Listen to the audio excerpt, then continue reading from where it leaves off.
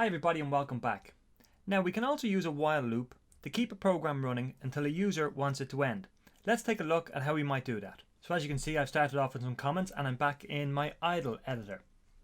Now, so let's start off with a prompt. Prompt equals, we're going to put this on a new line, \n.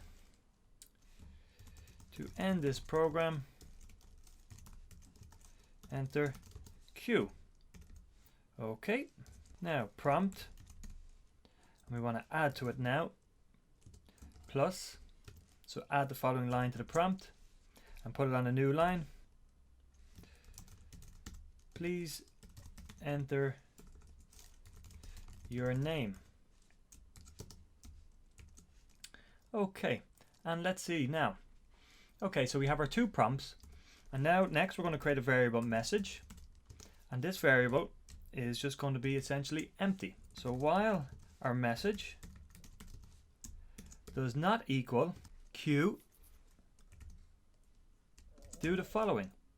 Message equals, so we're assigning our prompt to our message,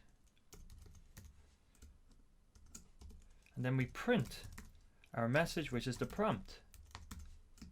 And let's run this and see what happens. Well, first let's save it.